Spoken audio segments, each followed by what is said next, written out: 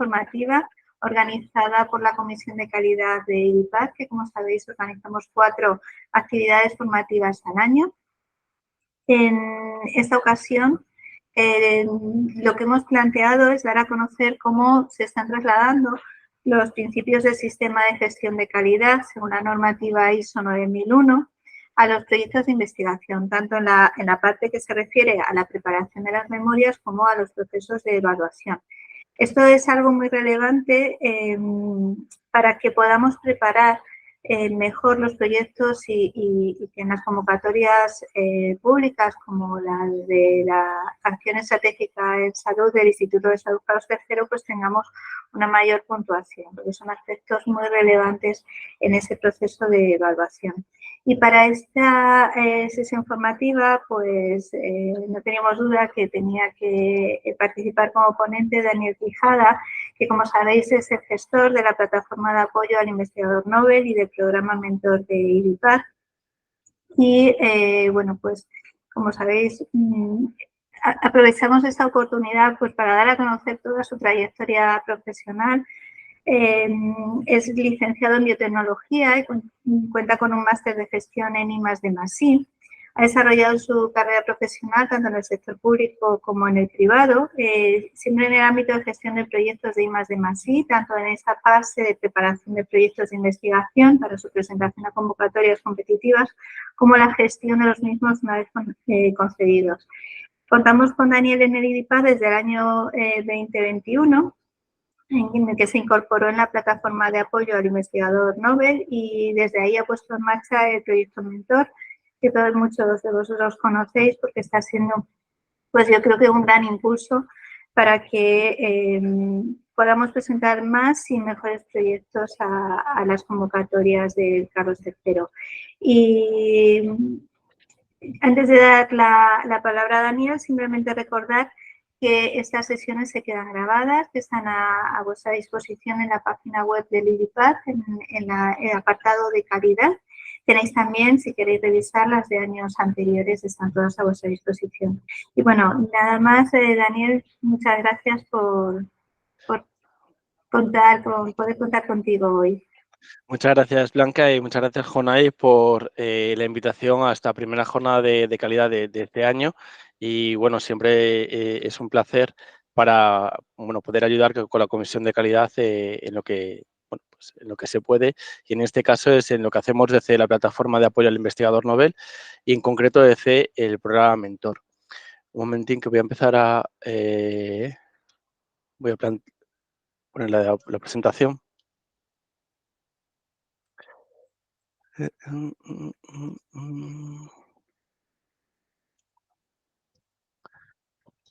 Vale, como os comento, el título de la conferencia ya tiene por nombre El reflejo de la política de calidad en los proyectos de investigación. Desde el año 2021, justamente sin tener que ver, pero a la vez que nosotros pusimos en marcha el programa Mentor, el Instituto de Salud Carlos III se certificó en el sistema de gestión de la calidad según la normativa ISO 9001. Más en concreto, lo que se certificó fue la gestión de la acción estratégica en salud. Esta acción estratégica en salud la gestiona la Subdirección General de Evaluación y Fomento de la Investigación y se certificó con el alcance de aprobación de la convocatoria, la publicación de su instrucción y el seguimiento científico. ¿Vale? La acción estratégica en salud recibe este nombre desde el Plan Nacional de 2008. ¿Vale? Antes existían otras formas de financiar los proyectos de investigación en salud, pero desde 2008 recibe este nombre y es una acción transversal en todo lo que es el Plan Estatal de Investigación Científica, Tecnológica y de Innovación. Como es una acción transversal, la acción estratégica en salud, la AES, se encuentra, pues tiene su reflejo en cada uno de los planes estatales, ¿no? El Plan Estatal de Desarrollo y Atraer Talento, que es el plan, digamos, de recursos humanos, el Plan Estatal para impulsar la investigación científico-técnica, su transferencia, es decir, el Plan Estatal para los proyectos, por el cual se considera que financiar proyectos de investigación a nivel estatal es estratégico.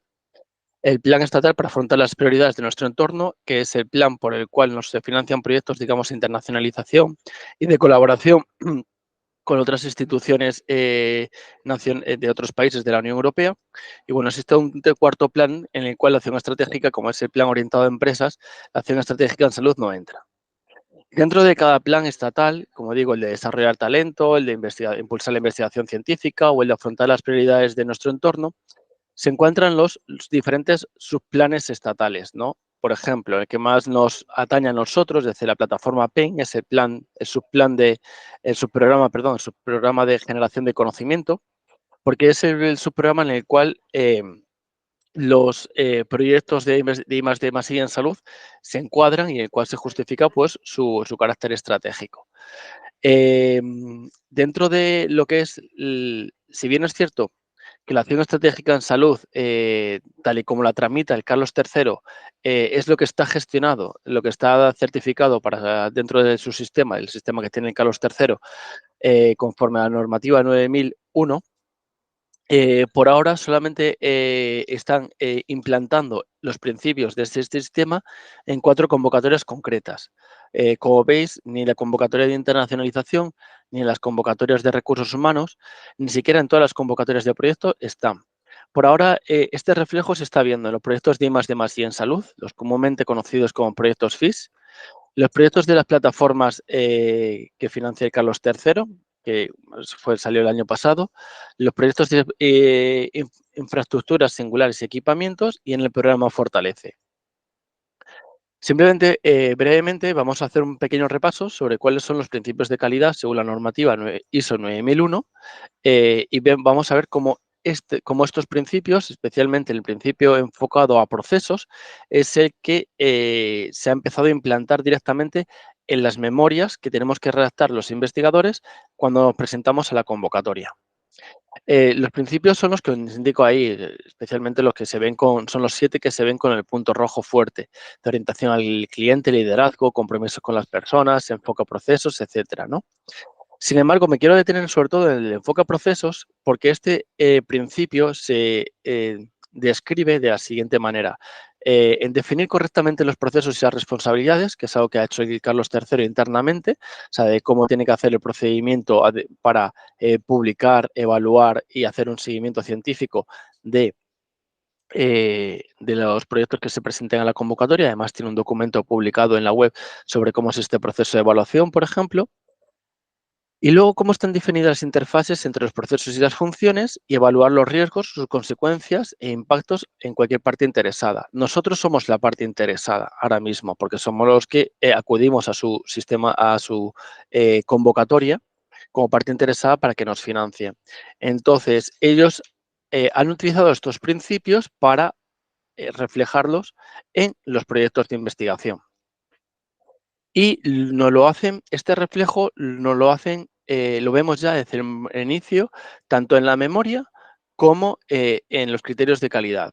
Y se basa en estas en estos 3 ejes: trazabilidad, gestión de riesgos e indicadores. Aquí os pongo los criterios de evaluación más desglosados que hubo en la convocatoria del año pasado, de 2023, de proyectos de investigación de I+D+, o sea, proyectos de I+D+I en salud, ¿vale? Estos son únicamente los criterios de evaluación científica de la memoria.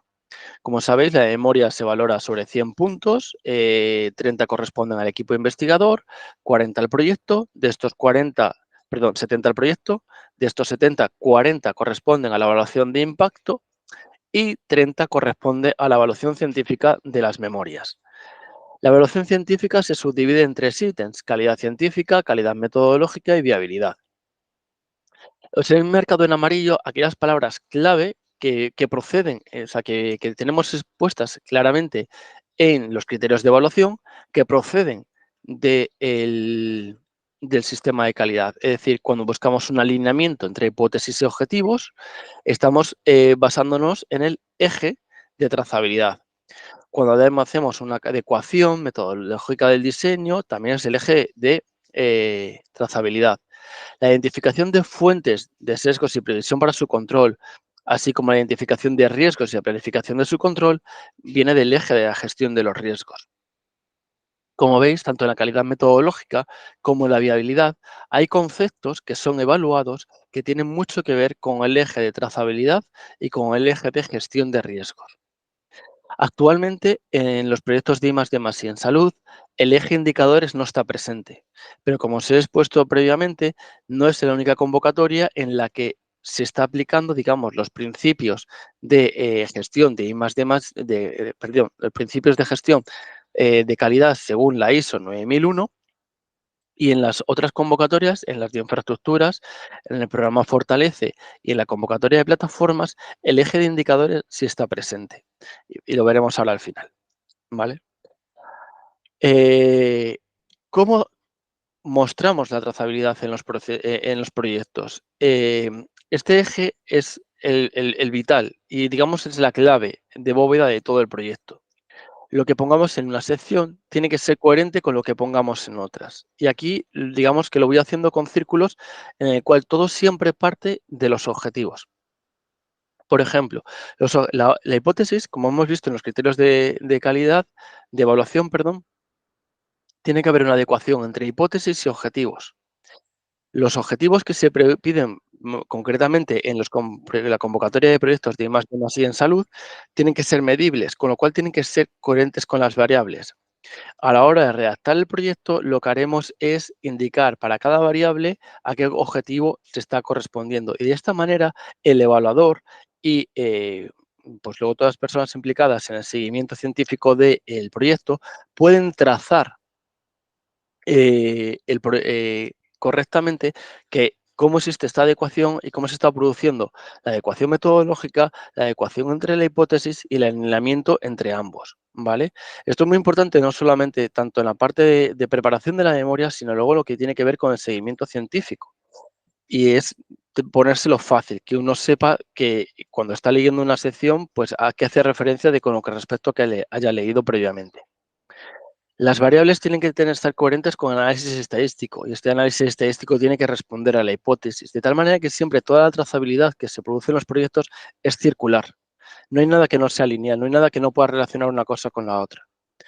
Otro eje que tiene que ver mucho con la trazabilidad, siempre partiendo desde los objetivos, es la composición del equipo, los paquetes de trabajo y el cronograma. Los objetivos hay que plasmarlos en paquetes de trabajo, que esto es una parte también de la metodología y cómo vamos a realizarla. Para las funciones que vamos a realizar dentro del proyecto de investigación, nosotros no somos omnipotentes, entonces tendremos que contar con personas que estén capacitadas a la hora de desempeñar las tareas que nos pretendemos realizar en el proyecto. Por ejemplo, una persona clínica puede hacer un reclutamiento de pacientes, mientras que en cambio una persona en el laboratorio pues hará un tipo de análisis y otra persona hará otro tipo de análisis porque es en lo que uno es más experto, ¿vale? El IP evidentemente no puede hacerlo todo, pero sí tiene que saber liderar y gestionar todo el proyecto. Entonces, a la hora de diseñar el cronograma, tenemos que tener muy claro cuáles son los objetivos que nos hemos marcado, cómo pretendemos conseguir estos objetivos a través de la recogida y los paquetes de trabajo, la recogida de datos y los paquetes de trabajo, con quién contamos para hacer cada una de las funciones y todo esto se tiene que plasmar en el cronograma. De hecho, como veis, os recomendamos siempre que en los proyectos de investigación utilicéis la página que nos deja el Carlos III para poner una imagen con un diagrama de Gantt para indicar a lo largo del tiempo, los paquetes de trabajo que habéis mencionado en la metodología, con los perfiles del equipo que participa en cada paquete de trabajo y su desarrollo en el tiempo. Aprovechando un momentín que estamos hablando de cronograma, una cosa importante que aparece en los criterios de evaluación es la identificación de la evaluación de los riesgos. Es decir, aunque es otro eje, hablamos primero del eje de calidad, de trazabilidad, la trazabilidad es algo importantísimo en la calidad, porque todo tiene que ser, tú tienes que ser capaz siempre de ver de dónde viene una cosa y hacia dónde va. Entonces, este principio, que aunque no es un principio en concreto explícito de la norma ISO 9001, es un principio implícito de todo sistema de gestión de calidad, tú tienes que siempre ser capaz de mostrar una evidencia, indicar por qué una cosa está relacionada con la otra y ser capaz de explicarlo, y en eso consiste lo que hay que hacer en la memoria. Este eje, cuando llegamos aquí a la parte de al eje de gestión de riesgos, que en lo que más está basado el enfoque a procesos de la ISO 9001, en el cronograma tenemos que saber identificar en qué momento nosotros vamos a evaluar los riesgos, ¿vale? Lo digo, aunque ahora hablaré de los riesgos, de qué tipo de riesgos generales nos podemos encontrar en un proyecto, tenemos que identificarlo también, ¿vale? O sea, esos riesgos no solamente hay que identificarlos, sino tienen que ser trazables en el tiempo. Un último círculo de trazabilidad que tenemos que tener presente y está mucho más relacionado con los objetivos es que un proyecto de investigación, y esto es lo que tenemos que tener siempre claro, no es una tesis doctoral.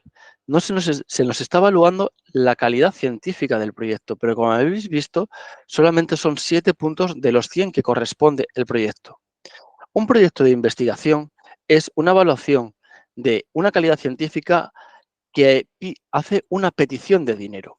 Es decir, lo que se valora es si se financia o no se financia la idea que estamos presentando en función de si es viable, si la idea tiene sustento científico adecuado como para poderse llevar a cabo, si el equipo científico es competente para realizarlo y sobre todo, y lo más importante, esta idea tiene un impacto claro en el Sistema Nacional de Salud, porque estamos hablando de la convocatoria de proyectos de I+D en salud. Entonces, los objetivos, junto con los medios que tenemos nosotros disponibles, tienen que justificar entre ambos el presupuesto que solicitamos. Es decir, qué tenemos, qué queremos alcanzar y qué necesitamos de dinero para poder alcanzar estos objetivos. Realmente esta clave, o sea, nosotros tenemos que tener esto muy presente, que un proyecto de investigación no se nos va a evaluar si somos muy buen científico o no, sino si somos capaces de justificar que nuestra idea científica merece la pena ser financiada porque no tenemos el dinero para poder llevarla a cabo. Pero evidentemente sí tenemos medios para que no tengan que pagarnos el 100%. Entonces, este cuadro de trazabilidad tenerlo muy presente porque al final la forma en la que se valoran los proyectos dentro de Carlos III, que pasa por los evaluadores científicos, el evaluador estratégico, luego el sintetizador, luego el panelista, al final de todo, con el informe que presenta el panelista, hay una comisión de selección en la cual se decide no solamente la nota de corte que va a haber ese año de financiación, o sea, la nota de corte por la cual los proyectos se van a financiar o no, y y la nota de corte en la cual los proyectos van a considerar favorables o no, sino que además van a evaluar el presupuesto. Y hay proyectos que en función de cómo se ha solicitado este presupuesto no son financiados. O te pueden pedir una reformulación del proyecto en función de un recorte presupuestario que te pueden proponer. Con lo cual, la trazabilidad entre los objetivos y el presupuesto es clave. Dentro del eje de riesgos existen dos cosas a diferenciar claramente en lo que son los proyectos de investigación y más en concreto dentro de la metodología. Al final, toda la parte del sistema de gestión de calidad hay que reflejarla principalmente en la sección de metodología, en la sección del plan de trabajo y en la sección de el presupuesto, de la justificación detallada de las partidas presupuestarias. Porque digamos que aunque todo parte de los objetivos, únicamente los objetivos lo que haces es mencionarlos, luego tienes que irlos comentando posteriormente en las distintas secciones. Por eso viene bien que los objetivos tengan un código, ¿vale? Si ponemos objetivo general 1 o un objetivo general debería ser únicamente uno, ¿no? Pero objetivo específico puede haber varios, pueden poner OB.E 1, por ejemplo, objetivo específico 1. De tal manera que repetir ese código en las distintas secciones de la memoria nos permita ya cumplir con el eje de la trazabilidad y que el evaluador y la persona que se encargará de hacer el seguimiento científico de la propuesta sepa luego a dónde atenerse cuando tú menciones luego esos códigos más adelante en la memoria o en la memoria intermedia o la memoria final. Como digo, a la hora de evaluar, dentro del apartado de calidad metodológica, dentro de los 8 puntos de calidad metodológica, se valoran los sesgos y los riesgos se valoran dentro de la parte de viabilidad, que son 15 puntos. Los sesgos es, aquí os pongo la definición, porque muchas veces, y desde la plataforma de apoyo al investigador Nobel, lo hemos visto en los borradores de los proyectos que estamos ya revisando, vemos que hay una confusión entre limitaciones del estudio, sesgos del estudio y riesgos, ¿vale? Entonces, vamos a explicarlo. Una limitación del estudio es algo que nos puede hacer frenar el estudio, ¿vale? Con lo cual tenemos que saber hasta dónde podemos tener, cuál es el alcance de nuestro proyecto o no, y vivir con ello, ¿vale? Un sesgo es un defecto en el diseño del estudio. Entonces, el sesgo puede llevarte a ti que tú concluyes una cosa distinta a la que podría ser en la realidad. Por ejemplo, hacemos un proyecto unicéntrico con una población únicamente de Madrid. Si ahí estamos dependiendo de cómo es el estudio, podemos estar haciendo un sesgo que el estudio puede ser muy interesante y no pasa nada porque tenga este sesgo, pero tenemos que contar que el impacto que podamos tener de este estudio unicéntrico únicamente con población de Madrid puede no ser extrapolable a, por ejemplo, si repitiésemos el proyecto en Toledo. Lo cual es interesante porque podemos hacer aquí el proyecto y se puede hacer en Toledo y siempre se aportarán datos nuevos. Pero es algo que tenemos que saber detallar. Por ejemplo, un error muy frecuente, que es decir, que no se recluta la población muestral suficiente, no se puede, a lo mejor no se llega a alcanzar el tamaño muestral requerido, no es un sesgo, es una limitación. Y es una limitación que además plantea un riesgo y puede considerarse que el proyecto no es viable, ¿vale? Luego, el sesgo cognitivo es un tipo concreto de sesgo en el cual nosotros, por nuestra forma de pensar, o sea, tomamos, digamos, decisiones rápidas y podemos, basándonos en nuestra experiencia pasada, considerar que va a ser así en el futuro y estar cometiendo un error, ¿vale? Si, por ejemplo, estamos, esto es un ejemplo muy burdo, lo que voy a decir, pero para que lo veamos muy claramente. Si nosotros estamos pensando realmente en la palabra jamón y decimos jamón, jamón 50 veces, el sesgo cognitivo te va a hacer que tú, por decir jamón, sigas pensando jamón, pero a lo mejor la gente te está entendiendo monja. ¿Por qué digo? O sea, sé que es muy burdo, pero es una forma en la que, por lo que nosotros pensamos de nuestro pasado, tenemos que ser capaces de frenarlo para poder explicar el futuro, ¿vale? Y este tipo de sesgo es el que más cuesta, pero bueno, parar. Y hay que tenerlo también en cuenta a la hora que presentemos la memoria, ¿vale? Y luego riesgo. O sea, ya hemos dicho que es una limitación, es algo que impide que el alcance del proyecto sea mayor. El sesgo es una forma en la que nosotros estamos, es un defecto en el diseño, un defecto nuestro en la interpretación. Y un riesgo es aquello que, o sea, esta situación en la cual no tenemos información y se puede se puede comprometer la viabilidad de nuestro proyecto, ¿vale? Entonces, anteriormente, en los proyectos de investigación siempre ha habido riesgos en la ejecución de un proyecto, siempre. Y ahora cuando veamos los tipos de riesgo más frecuentes, vais a ver que siempre han podido pasar. Como por ejemplo, que hubiese un retraso en un informe necesario, por ejemplo, el informe del CEIN, sin el cual no puedes empezar el proyecto, ¿vale? Pues siempre antes, pues, se solventaba, pues igual, un poco pidiendo colaboración, base a tu experiencia personal, en base a lo que ya iba pasando. Esta manera tradicional de solventar los riesgos no es adecuada para un proyecto y menos si este proyecto está, digamos, dentro del marco de lo que es un sistema de gestión de calidad de la ISO 9001. Hay que plantear un sistema de gestión de los riesgos, con lo cual tenemos que identificarlos, tenemos que cuantificarlos, tenemos que planificarlos, en qué momento se van a evaluar y planificar la respuesta que le vamos a dar, evaluando su control. Esta gestión de riesgos lo que nos permite es, uno, disminuir las amenazas que podemos encontrar en el proyecto. Es decir, si yo sé que el CEIM se reúne solamente una vez al mes y que puedo tardar 3 meses en conseguir el CEIM, pero yo es que mi proyecto solamente tengo 36 meses para poder ejecutarlo y un retraso de 2 meses en la aprobación del CEIM me puede comprometer el seguimiento que tengo que hacer a 2 años porque me reduce la ventana que yo tengo para reclutar a los pacientes, pues yo puedo planificar en qué momento, cómo voy a gestionar este riesgo. Sé que puede existir. Es decir, es algo que puede darse, del cual en un momento pues no tengo información, pero puede darse. Entonces, lo que voy a hacer es planificar la respuesta, con lo cual lo he identificado, el riesgo de que no me den el informe.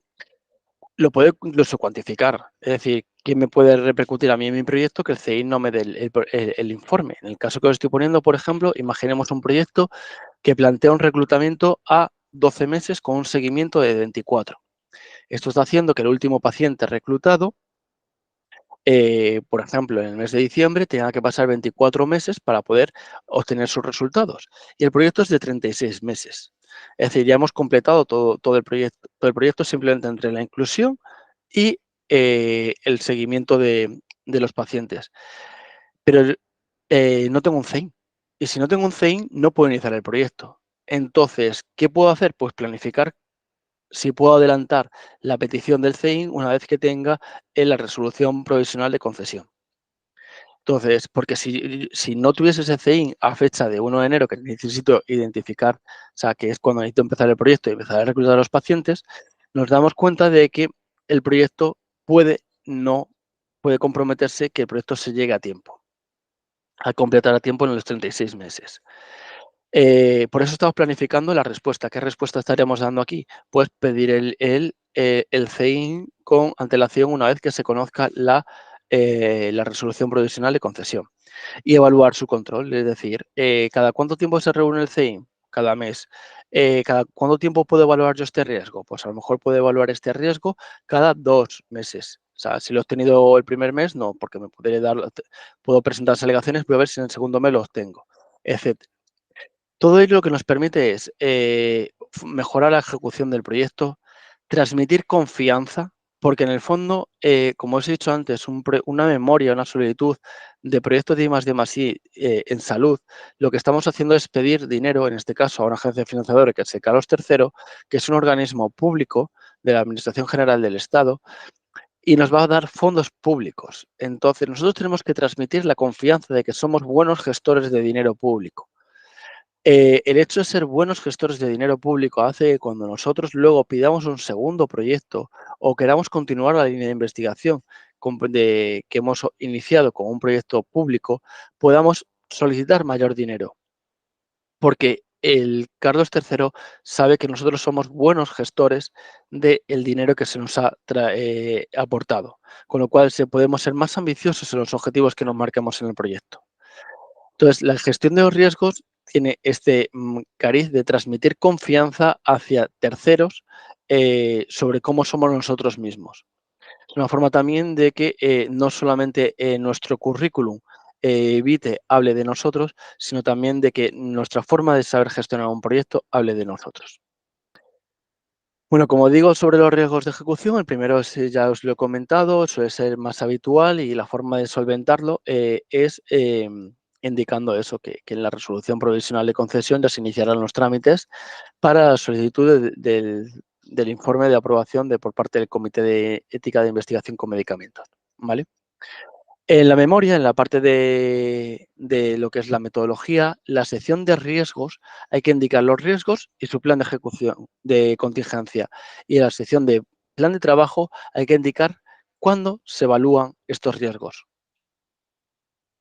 con qué periodicidad y quién es la persona encargada de evaluar los riesgos.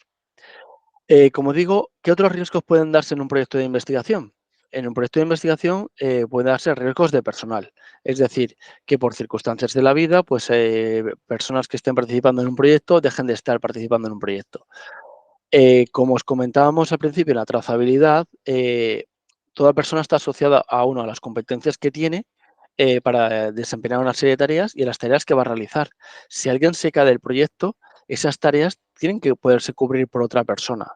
Lo habitual es que una baja se gestione con una alta, pero hay veces que esto no pasa y puede plantear un riesgo de que las actividades y tareas asociadas a esta persona pasen a ser desempeñadas por otra persona menos competente para lo mismo. Entonces tenemos que evitar este tipo de situaciones. Un riesgo de tiempo, por ejemplo, un proyecto en el cual tengamos un reclutamiento de 12 meses, pero no evaluemos a lo largo de estos 12 meses si estamos cumpliendo con la previsión de reclutamiento en función del tiempo, nos puede llevar que al cabo del tiempo estimado para el reclutamiento de los pacientes no tengamos a todos los pacientes necesarios para alcanzar el tamaño muestral. Sabéis que el tamaño muestral es clave y el tamaño muestral nos determina si lo alcanzamos o no y que nuestros proyectos tengan digamos, una potencia estadística a la hora de analizar los resultados.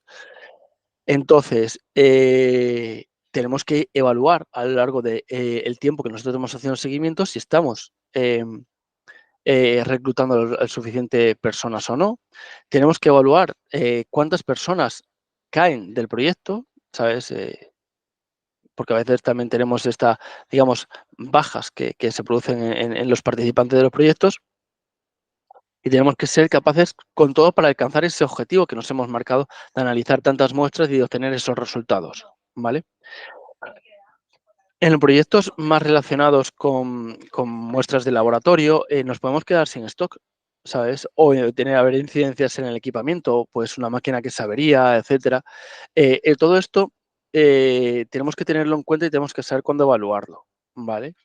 Los riesgos de ejecución económico-administrativa son muy importantes. Sabéis que no solamente los proyectos de investigación, los proyectos de I+D+I en salud están, pues bueno, están incluidos dentro de lo que es ahora mismo un sistema de gestión de calidad de Carlos III, sino que como todo proyecto público es dinero que tiene que ser gestionado pues a través de la ley de contrato del sector público.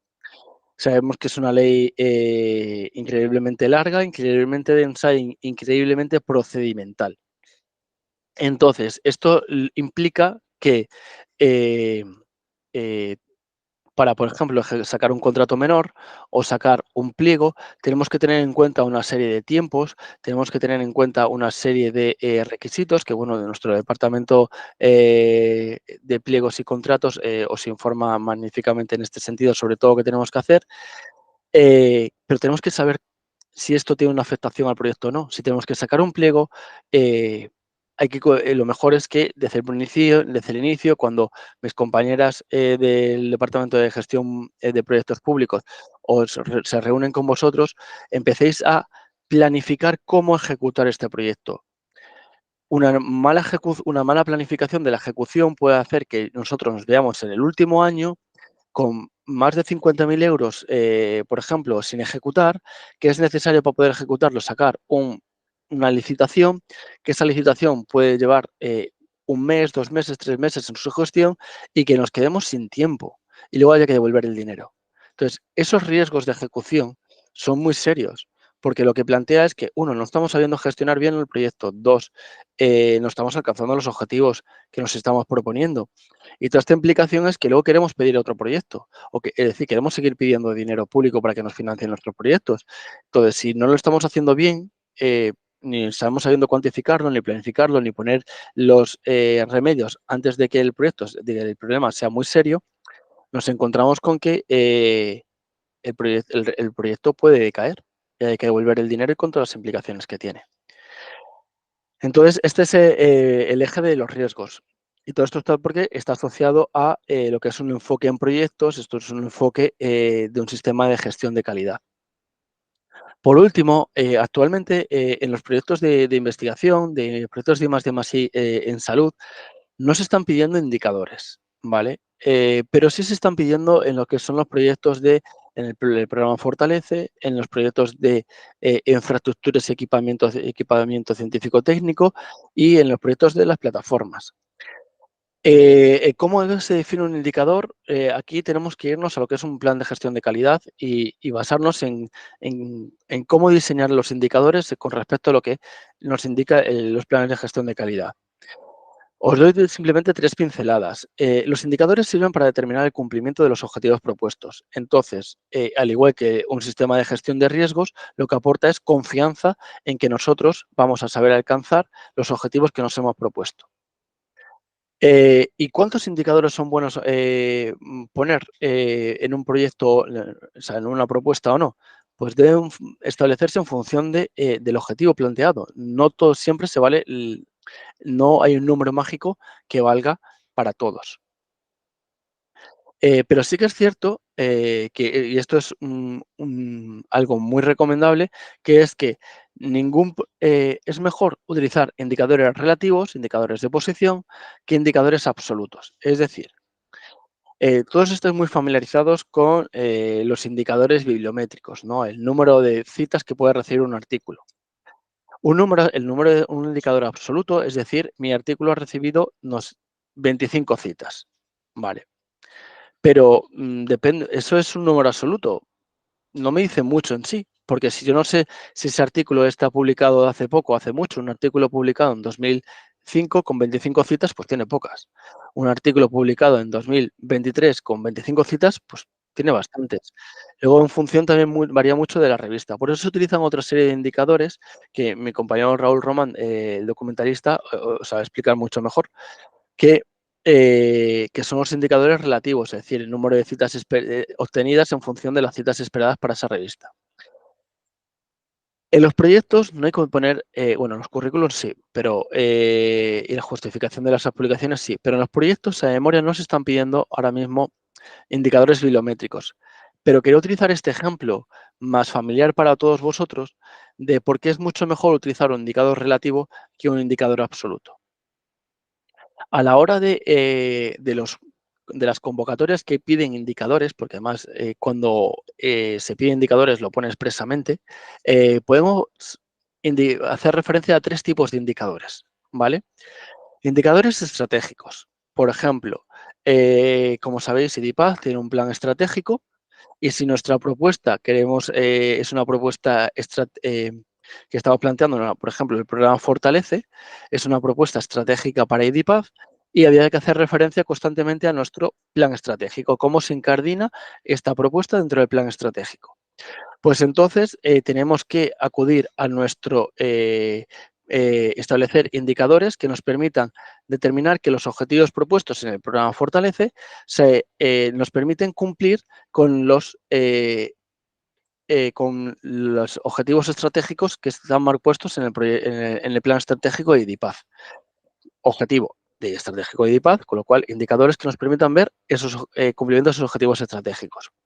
Luego, objetivos científicos, son más familiarizados, es decir, si con un programa Fortalece, con una convocatoria de infraestructuras o una convocatoria de plataformas, vamos a ser capaces de aumentar el número de proyectos que pasen por esa plataforma, vamos a ser capaces de conseguir mayor financiación, mayor publicación de artículos, etcétera. Son publicaciones, digamos, indicadores de rendimiento científico. Y luego indicadores de gestión y progreso. O sea, son todos aquellos que nos van a permitir ver si estamos cumpliendo o no con la ejecución del proyecto. Por ejemplo, estamos viendo pues eso, tenemos una propuesta estratégica, si estamos realizando un número de seminarios, nos hemos propuesto alcanzar como objetivo dentro de una propuesta estratégica realización de seminarios científicos con personal externo a la fundación. Pues el número de seminarios realizados aquí podría ser absoluto, pero si lo vamos haciendo a lo largo de los años, pues en función del año, ¿vale? Con respecto al número por ejemplo, del número de seminarios realizados por personal externo, partido el número de seminarios totales impartidos en el instituto y con tal de conseguir el objetivo de que X% de seminarios pues, sean de personas externas. Y el indicador, ese es el indicador científico y el indicador de gestión es según lo vamos cumpliendo, ¿vale? Con todo ello, espero haber daros unas nociones de lo que son los 3 ejes que salen de los principios de calidad del sistema de gestión de calidad de la ISO 9001, que estén teniendo ya su reflejo desde la convocatoria del año pasado en la memoria de los proyectos de I+D+I en salud y así como en otras convocatorias que tiene la acción estratégica. No sabemos si se va a ir extendiendo a otras convocatorias, pero bueno, partiendo de la experiencia que estamos sacando ya de todas las convocatorias a las que nos presentamos, tanto de proyectos como el programa Fortalece, como en infraestructuras y plataformas, pues espero daros unas nociones que os puedan servir para en el futuro saber cómo detectar cuando una convocatoria tiene detrás el sistema de gestión de calidad y poder poder escribir los apartados adecuadamente. Bueno, sin más, estos son mis datos de contacto y bueno, quedo abierto a cualquier duda que tengáis. Muchísimas gracias. La verdad que yo creo que ha sido bueno, pues muy clarificadora. Yo desde luego que llevo tiempo presentando proyectos, nunca había visto una presentación tan clara de cómo hacerlo. O sea que muchísimas gracias. Porque la verdad que yo he aprendido mucho. No sé si hay alguna pregunta. ¿Queréis ir abriendo el micrófono si quiera preguntar o levantar la mano? Y mientras tanto, la verdad que me ha llamado mucho la atención y creo que es muy importante. Y efectivamente, muchas veces no tenemos claro la diferencia entre las limitaciones, los sesgos y los riesgos, y eso es algo que luego el evaluador va a valorar, y eso cuando como evaluadora lees proyectos, pues es algo que te das cuenta, que existe esa confusión, que es importante que se tenga bien claro. Y el análisis de riesgos luego tiene que ir unido a un plan de contingencia, ¿no? A veces, desde el punto de vista de investigador, da la sensación que si pones un análisis de riesgo muy detallado, como que tú de alguna manera estás infravalorando la viabilidad de tu proyecto, ¿no? Entonces, ¿cómo llegar a ese equilibrio para que no des esa mala impresión, ¿no? Claro, riesgo. lo mejor en este caso es identificar, o sea, tener claramente cuándo es una limitación y cuándo es un riesgo. O sea, yo pongo claro, el error que yo más veo cuando hablamos de proyectos de investigación es que me plantean como riesgo el no alcanzar el tamaño muestral. Pero realmente ahí, para mí no es un riesgo, es una limitación y de hecho, para mí, o sea, compromete demasiado un proyecto. Porque el Carlos III, a la hora de hacer el seguimiento científico, no te deja ampliar. O sea, el plan de contingencias que me proponen los investigadores, cuando dicen, si no alcanzo el tamaño muestral, ampliaré el número de centros. Claro, pero es que eso significa que el Carlos III te autorice el cambio metodológico para pasar de un unicéntrico a un multicéntrico para conseguir el tamaño muestral. No lo ven claro. O sea, ellos quieren que haya una adecuación metodológica en el diseño. Entonces, los evaluadores, cuando ven que hay problemas para alcanzar el tamaño muestral, tiran abajo los proyectos. O sea, llevamos, desde que implantamos el programa Mentor, ya hemos tenido 2 evaluaciones científicas de los proyectos presentados por parte del programa y lo vemos en los proyectos. Aquellos que no son capaces de definir bien el tamaño muestral e indicar cómo lo van a reclutar, como tenga deficiencias en el tamaño muestral, problema metodológico y ya, vamos, el evaluador en todos los aspectos le baja la puntuación y no recibe financiación. Y eso no es un riesgo, o sea, es una limitación concreta. Porque tú tienes que los riesgos lo que quieren ver es que sea capaz de que tú puedas ejecutar el proyecto. Entonces, limitaciones, por ejemplo, antes comentaba, las limitaciones que tenemos que ver es, por ejemplo, que si trabajamos con un tipo de cáncer raro, pues vamos a tener un tamaño muestral pequeño y eso nos puede condicionar que no podamos extrapolar resultados a otros ámbitos. Pero eso lo podemos explicar y vivir con ello y no pasa nada y el proyecto es bueno y puede ser financiable porque estamos trabajando en una patología rara, evidentemente será un tamaño de muestra que cuesta mucho reclutar, pero es muy interesante y tiene un impacto clarísimo. Además, como digo, como esto es una cuestión de pedir dinero, el impacto del Sistema Nacional de Salud es lo que más les importa. Entonces, si tiene un impacto elevado, pues vaya adelante. Entonces, a la hora de que tú identificas un riesgo, no tienen que ser riesgos que te comprometan científicamente, ¿sabes? Sino riesgos en los que, porque un riesgo que te comprometa científicamente es más una limitación, ¿sabes? Que un riesgo de ejecución del proyecto. O sea, ellos quieren ver que, o sea, si de repente, o sea, por ejemplo, llega una pandemia, pues no podemos hacer nada. Eso Y no, eso es no lo sobrevenido. consideramos riesgo. Justo, por ejemplo, me coincidió en uno de los proyectos de investigación y no lo tenías contemplado ni como riesgo ni nada, y efectivamente ha sido una limitación Claro, muy pero, importante, ¿no? pero, pero digamos que, o sea, pero bueno, no lo ponemos porque, bueno, como tenemos pensado todos los años que va a venir una pandemia, pues entonces vamos fino. Pero todos los riesgos, como ves que hemos puesto, no son riesgos que comprometen la calidad científica del proyecto. Y es más, el hecho de que tú marques cuándo los vas a evaluar, que los tienes identificados y cuándo los vas a evaluar, no te están diciendo, es que a lo mejor no eres capaz de conseguirlo. No, no, sí, soy capaz y voy a evaluarlo y voy a ser capaz de poner un plan en marcha si no lo consigo. Pero lo que tengo que saber, pero en ningún momento he mencionado ningún riesgo, o sea, he mencionado de que no tengan los fungibles. O sea, he mencionado de que el único riesgo así un poco científico que podemos tener es que se te caiga personal y tengas que buscar a alguien para realizar esas tareas. Pero ya está. No estamos, o sea, un riesgo que nosotros llamamos un riesgo científico, que principalmente es el tamaño muestral, o sea, el que más veces me encuentro, para mí es una limitación, no es un riesgo y nos puede dar lugar a que el proyecto, o sea, si lo indicas, malo. Y si yo prefiero que me lo indiquen a mí, ¿sabes? Para que para yo decirles, oye, esto tienes que tenerlo más en cuenta que antes que vaya así el Carlos III. No es cuestión de taparlo o no taparlo, porque es que el evaluador es experto. Entonces, evidentemente, aunque si tú no se lo dices y ve que por la forma en la que el número de pacientes que tú tienes, que se están viendo en La Paz, etcétera y tal, y si tú te propones, por ejemplo, reclutar a 200 personas y solamente estás viendo al año a 150 y porque quieres hacer un seguimiento a largo plazo, etcétera, aunque no le digas que la limitación es que tienes esa limitación, o sea, la está viendo.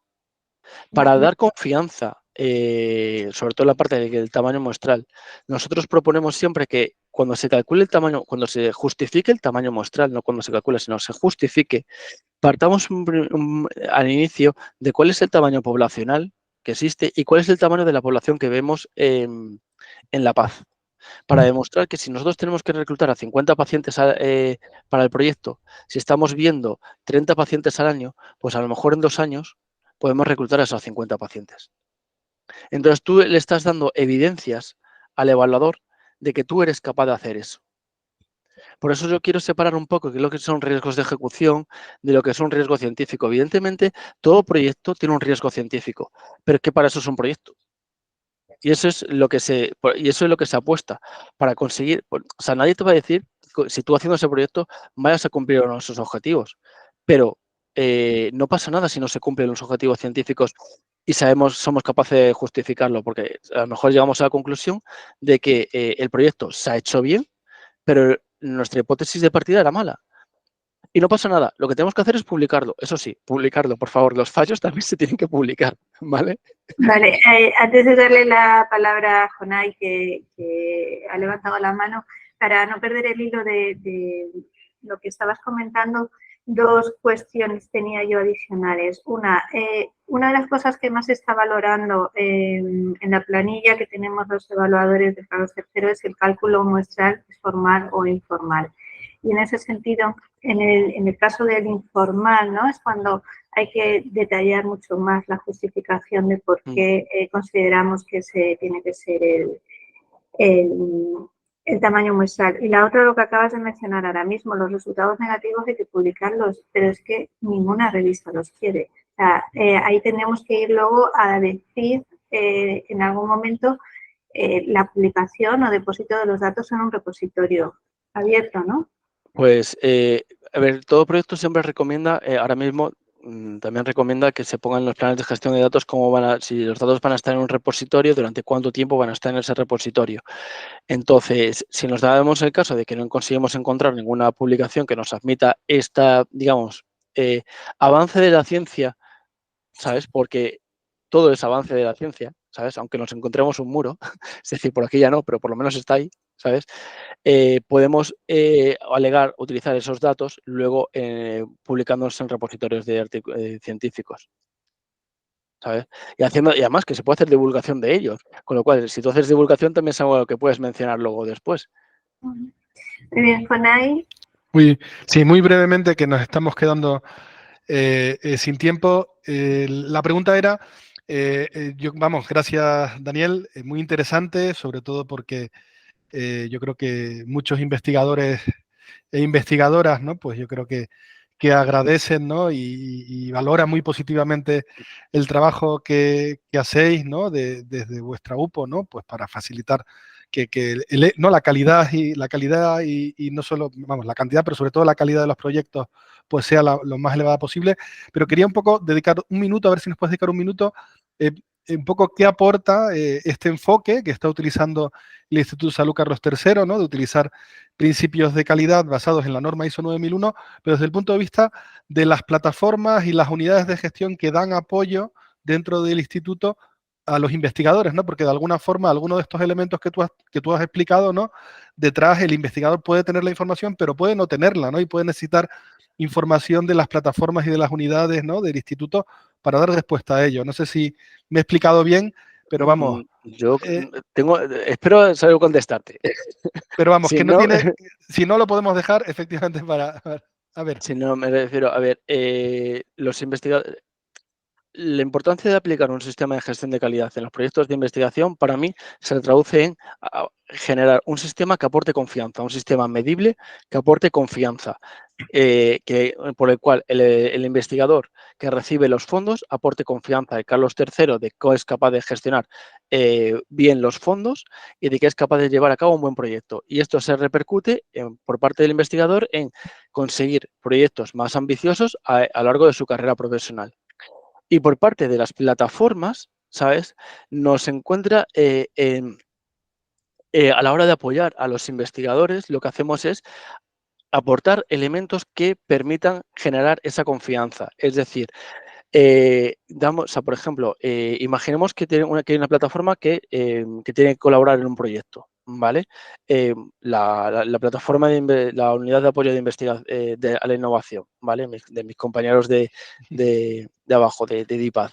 El hecho de que ellos primero, ellos participen en el proyecto, ¿sabes?